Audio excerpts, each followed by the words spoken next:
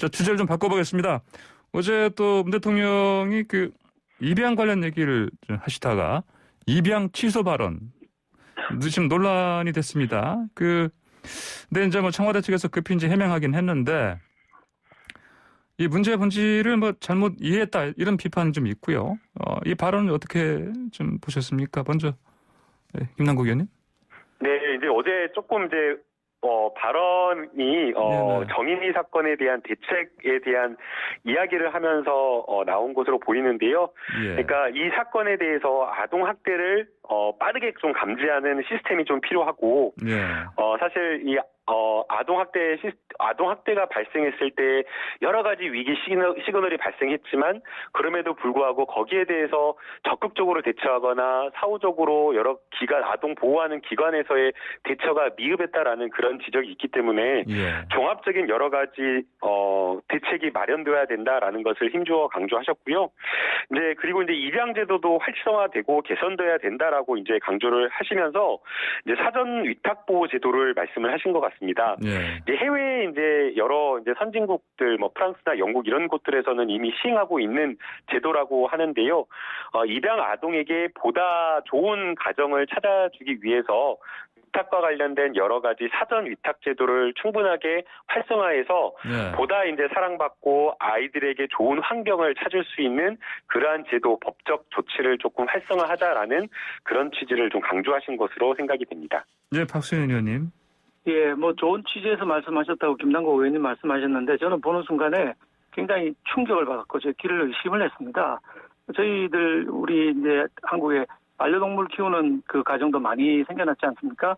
심지어 반려동물도 한번 입양하고 나면 바꾼다, 뭐 이게 취소를 한다 이런 개념을 생각하지 않고 가족으로 생각하고 함께 키우고 나가는 거거든요. 입양 아동 문제는 반려동물과는 또 차원이 다른 문제 아니겠습니까? 근데 이 입양 아동을 뭐 취소를 할 수가 있고 한번 입양했다가 맞지 않으면 바꿀 수 있다. 그 마치 상품을 거래하는 것 같은 말씀을 주신 데에서 상당히 많은 국민들이 충격을 저처럼 받으셨으리라 생각하고 선을 넘어서 말씀하셨다 하셔서는 안 되는 말씀을 잘못하신 거라는 생각이 들고요. 청와대 참모들이 준비해준 답변에 다른 답변처럼 있었던 거라면 참모들 태도에도 문제가 있는 것이고 예. 준비 안 된 답변을 하시다가 실수하신 거라면은 정식으로 사과를 하시는 게 맞다고 생각합니다. 네, 알겠습니다. 어제 사실 문 대통령의 이제 신년 기자회견에서 가장 큰 관심거리 중 하나가 이제 사면이 있었고요. 또 부동산 문제가 있었습니다. 이제 부동산 이게 이제 앞으로 뭐 설 전에 특단의 공급 대책 마련해서 발표하겠다 이렇게 말씀하셨거든요. 뭐 국민들이 만족할 만한 구체적인 답변인가 이렇게 보십니까, 김남국 의원님? 네, 이제 기존에 이제 투기를 억제하는 정책 그거는 그대로 유지를 하겠다라고 말씀을 하신 것으로 보이고요. 예. 이제 거기에 대해서 이제 공급과 관련된 부분을 힘주어서 좀 이야기를 한 것 같습니다. 예. 그리고 이제 이것을 공급을 민간 영역에만 그대로 이제 놔두는 것은 안 되기 때문에 이제 공공 부분에 참여를 늘려가지고 뭐 공공 재개발과 역세권 개발 그리고 신구 택지를 확실하게 좀 과감하게 개발을 해가지고 시장에서 뭐 예측하는 뭐 보통 필요로 하는 그러한 어떤 공급을 훨씬 뛰어넘는 주택 물량을 공급하겠다라고 이렇게 이야기한 것으로 보이고요. 예. 그리고 이제 또 무엇보다 이제 많은 그 분들이 경기도 외곽, 그러니까 서울 외곽이 아니라 서울 도심에다가 서울 정말 역세권 많이 출퇴근하는 그런 곳에다가 이제 공급을 늘려달라고 요구를 하고 있기 때문에 예. 역세권 중심 그리고 역세권 근처에 뭐 저층 주거지들 점일 개발된 지역을 좀 찾아가지고 공공기관이 주도하는 어떤 공공 고밀 개발을 통해서 확실하게 공급을 늘리겠다라고 이렇게 좀 보고 있는 것으로 보이고요. 예. 그리고 이제 또 더 나아가서 이제 이번에 가장 이제 소외되었던 계층이 사실은 좀 현금이 마련되지 않은 그렇다고 또 대출을 해가지고 또 집을 살 수도 없었던 그런 어떤 청년과 신혼부부들이거든요. 그래서 청년과 신혼부부를 위한 1인 가구를 위한 이런 대책, 공급 이런 것들을 좀 확실하게 마련하겠다라는 그런 이야기를 좀 하신 것으로 보이고요. 네, 거기에 더해서 좀 정책적인 일관성에 대한 이야기도 좀 담겨 있었다라고 좀 보입니다. 예. 일부에서는 양도세 완화해야 되는 거 아니냐, 보유세도 좀 완화하자 막 이런 이야기도 나오고 있는 것으로 보이는데요. 근데 이제 이런 쪽을 완화를 해줘버리면 결국에는 부동산 불패 신화를 또 인정해줘버리는 꼴이 됩니다. 그래서 이 부분은 확실하게 강화하겠다. 세제와 관련된 부분은 강화해서 부동산은 투자나 투기 수단은 아니고 우리가 그냥 살아가는 거주하는 공간이다라는 것을 정책적인 일관성을 확실하게 담아내신 메시지를 이야기하신 것으로 생각이 됩니다. 이제 박수영 의원께서는 어제 대통령 발언 어떻게 들으셨습니까? 예, 저는 그 국민들 기대에 많이 부족하고 문제의 심각성을 잘 이해하지 못한다 이렇게 생각이 들었습니다.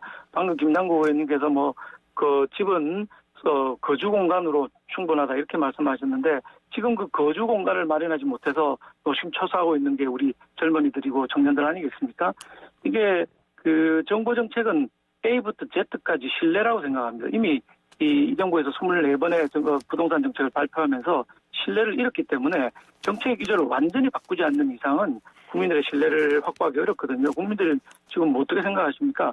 지금 투기 억제라는 이름으로 수요를 농도로면서 세금을 올리고 집을 사고 팔지 못하게 만들어 놓는 이 문제가 있고 세금이 너무 많아서 부동산 관련해서는 정말 집도 하나 사고 팔지 못하겠다고 하는 생각들이 있는 거 아니겠습니까? 이걸 확실하게 바꿔줘야지 그나마 24번의 잘못된 부동산 정책으로 무너진 국민들의 신뢰를 회복할 수가 있는데 그 정책, 기존 정책 그대로 유지하겠다. 그리고 공급도 공공이 나서서 하겠다. 정부가 나서서 공급해봐야 100만 원, 120만 원 공급해봐야 공공임대주택만으로 이 해결될 문제가 아니거든요. 민간의 시장을 풀어줘야 이 문제가 해결되는데 그 부분에까지 인식이 닿지 못하고 여전히 똑같은 말씀, 즉 투기를 억제하겠다. 공공임대주택을 공급하겠다. 이런 방식으로 해결될 문제가 아니라고 생각합니다. 예. 꼭 이제 오해를 꼭 낳는 말씀을 하셔서 그런 것은 아니고요. 야당에서 지적을 하고 있는 민간에서의 주택 공급을 활성화하는 정책도 모두가 포함되어 있습니다. 그런데 이제 민간 영역에만 공급을 맡겨두게 되면 여러 가지 이제 공급의 속도라든가 여러 공급의 방법이나 이런 것들이 부족할 수 있기 때문에 보다 빠르게 주택 물량을 늘리기 위해서 공공 부분의 적극 참여를 확실하게 하겠다라고 하는 것이고요.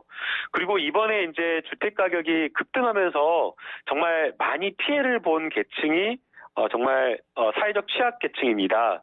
그렇기 때문에 그런 부분에 대한 공공 부분의 참여를 늘려가지고 여러 임대주택을 또 더 늘린다거나 그리고 또 그러한 취약계층에 대한 주택 공급을 늘리는 것들이 정부가 해야 될 일이기 때문에 이것을 무조건적으로 비판하고 시장의 기능을 상실하게 하는 공급 대책이다라고 하면서 좀 깎아내리는 것은 조금 그렇다고 생각이 들고요. 이게 오늘 박수 의원님께서 가끔 칭찬도 많이 해주시고 그러는데 선거가 아까 앞두고 그래서 그런가 오늘은 너무 이렇게 혹독하게 대통령 메시지를 너무 비판하시는 것 같은데요. 예. 네.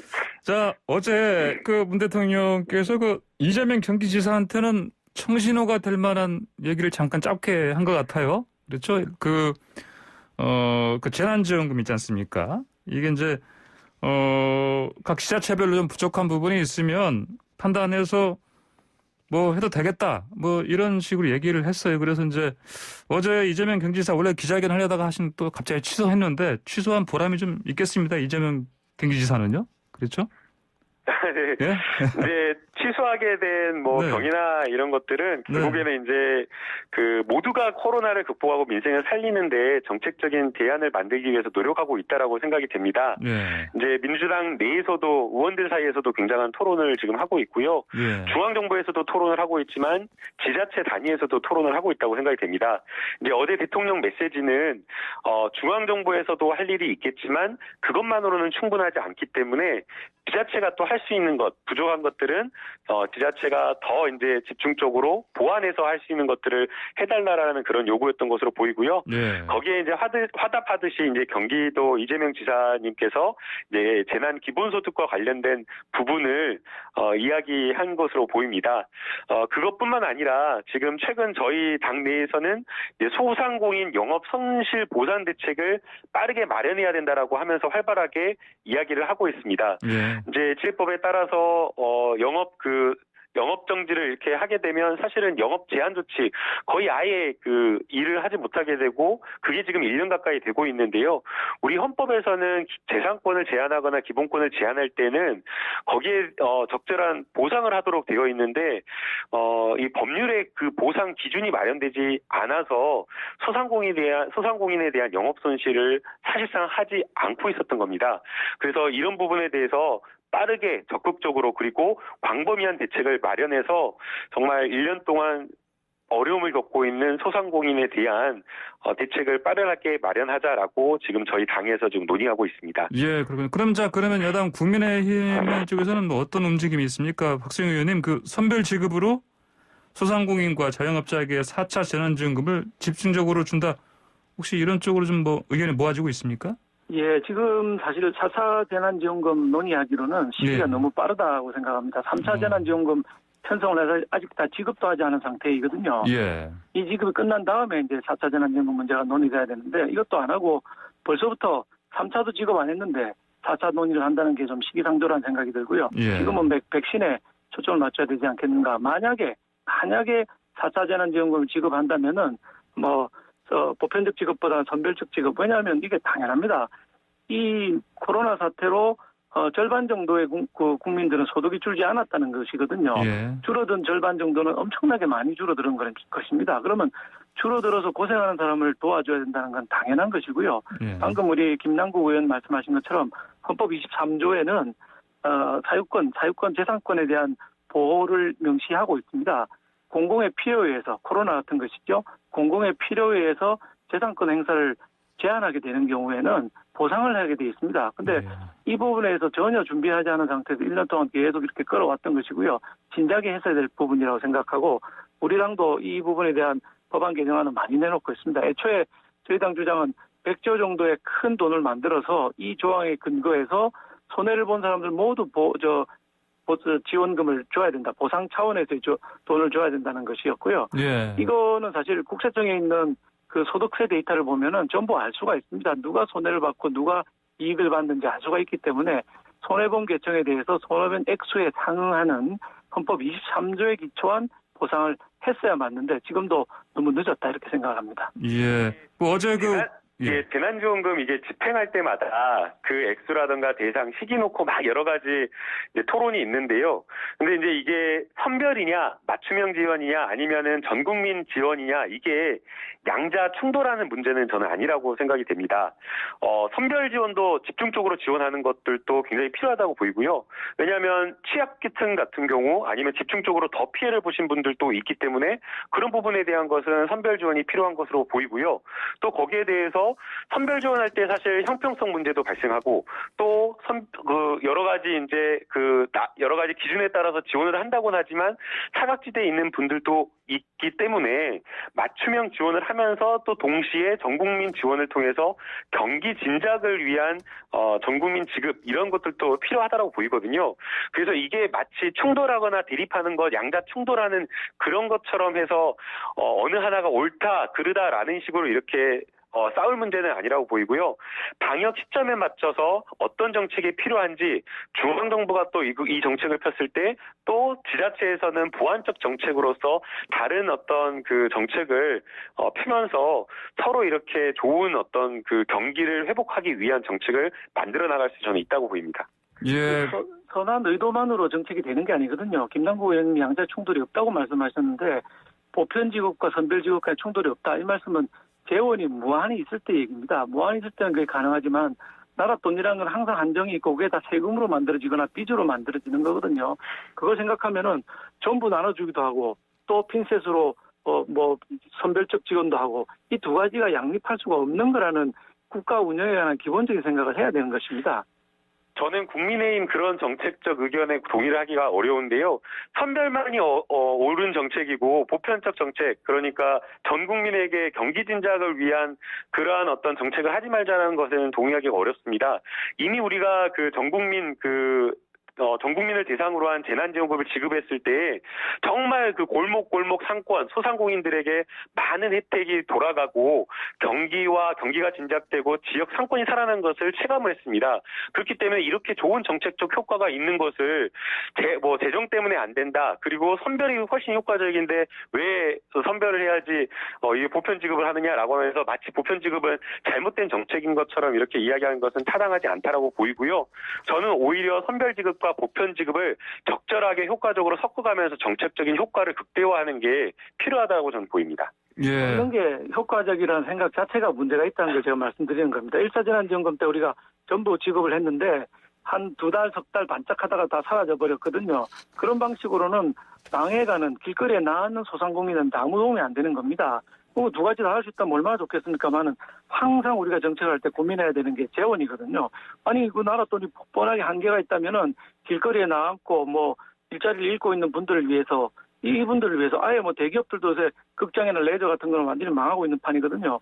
어려운 사람들, 망해가는 사람들 도와주는데도 재원이 모자라기 때문에 하는 말씀이지 다 있다면 뭐 무슨 짓을 못하겠습니까? 그렇게 선심성으로 돈 써서 될 게 나라 돈이 아닙니다. 예산이 그렇게 한도가 없이 화수분이 아니거든요. 예. 자, 이 주제는 여기까지만 좀 나눠보겠습니다. 지금 김남국의 국, 박소영의 수, 지난 정치마치 국수대담 열띤 토론 이어가고 있습니다.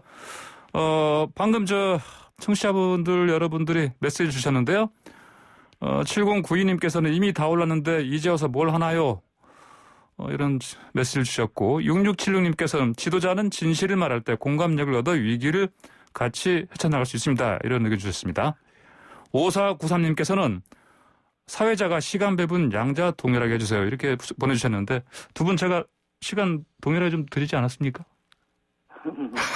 예, 저 의제별로 조금씩 이제 말씀하실 내용이 좀 다르고 또 시간이 좀 달라지기 때문에 들으시는 분 입장에서는 아무래도 두 분한테 동일하게 시간을 때로는 못 드리는 것 같다 이렇게 느끼시는 것 같습니다. 제가 더 노력을 좀 하겠습니다.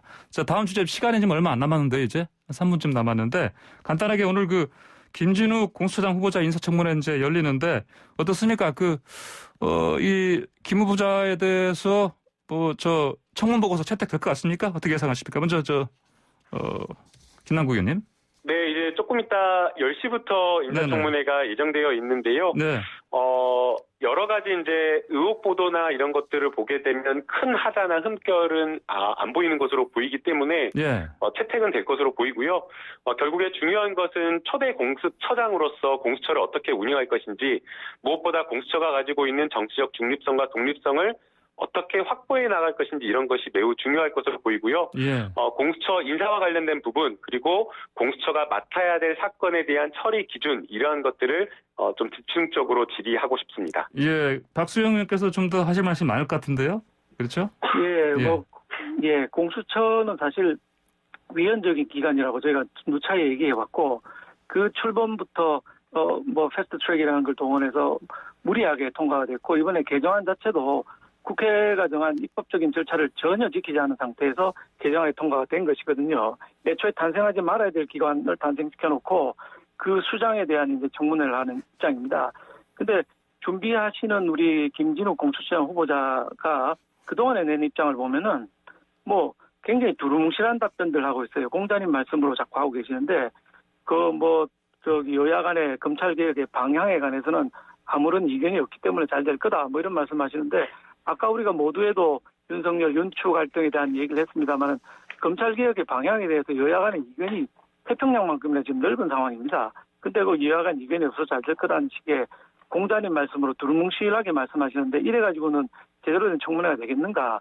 제대로 자기 소신을 밝히고 검찰의 독립성 또 공수처의 앞으로 운영 방향에 있어서 정치적으로 영향을 받지 않겠다는 소신을 확고하게 보여주지 않는 이상은 오늘 채택은 어려울 것이다 이렇게 보고 있습니다. 근데 채택이 되나 안 되나 그동안에 26번이나 대통령께서 청문 경과 보고서 채택이 안 돼도 하셨기 때문에 이번에도 역시 마찬가지로 경과 보고서 채택 안 돼도 강행하실 거라고 보기 때문에 기대는 하지 않습니다. 예, 자 마지막으로 하나 더 이거 얘기 나눠볼게요. 박범계 법무장관 후보자 내정 직후에 검찰과 협조 강조하면서 관계 개선 관측 나왔는데 한 언론사에서는 이제 검찰 인사에 대해서 최대한 윤 총장과 협의하겠다 이런 얘기도 나왔고요.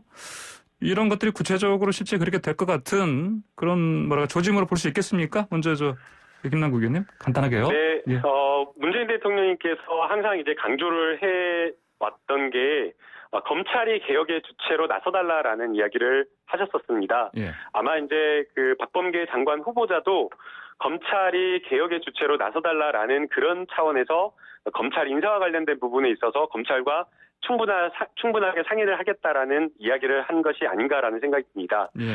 그리고 아울러서 어제 이제 있었던 신년 기자회견에서도 대통령께서도 검찰의 여러 가지 모습을 이렇게 크게 이제 포용하는 그런 모습을 보여줬는데요. 장관 후보자도 검찰을 끌어안고 여러 가지 이제 논란이나 이런 것들보다는 조금 조직을 안정시키는 데 방점을 찍어서 검찰 개혁을 제도적으로 확실하게 이끌어 나가겠다라는 그러한 큰 그림과 구상을 좀 가지고 있는 것으로 보이고요. 그리고 이제 무엇보다 여러 가지 행보 하나하나를 보게 되면 굉장히 법무부 장관 후보자가 조금 이렇게 많은 그 검찰 개혁에 대한 고민과 그리고 겸손한 자세를 보이면서 행보를 좀 하고 있는 것으로 보이기 때문에 잘 청문 보고서 채택까지 잘 해나갈 수 있을 것으로 좀 보입니다. 네, 박 의원님께서는 어떻게 전망하십니까? 예, 뭐 검찰 인사를 검찰총장하고 협의하겠다 이런 얘기를 했다고 하는데요. 예. 그건 당연한 거거든요. 그걸 그렇게 하도록 돼 있고 법상으로도 당연한 거 가지고 그게 뭐 뉴스거리가 될 정도로 얘기하실 거리가 없나 이런 생각이 들고 이 말씀도 본인이 하신 게 아니라 여권 관계자를 통해서 여권 관계자 이런 얘기를 들었다라는 전언을 한 거에 불과합니다. 본인의 진정성 이런 거를 좀 정말 이렇게 과정에서 더 보여야 될 거라고 생각합니다. 더더구나 그동안의 과정에서 여러 가지 폭력이라든지 불법적인 일에 대한 의혹이 많이 있기 때문에 명명백백하게 밝혀야 청문경과 보고서가 채택될 거라고 봅니다. 예, 알겠습니다. 오늘 열띤 국수 대담 스튜디오에서보다 전화로 더 열띤 토론이었던 것 같습니다. 오늘 시간 다 돼서 이제 여기서 마무리하겠습니다. 두 분 오늘 말씀 잘 들었습니다. 감사합니다. 네, 감사합니다. 네, 지금까지 박수영 국민의힘 의원, 김남국 더불어민주당 의원이었습니다.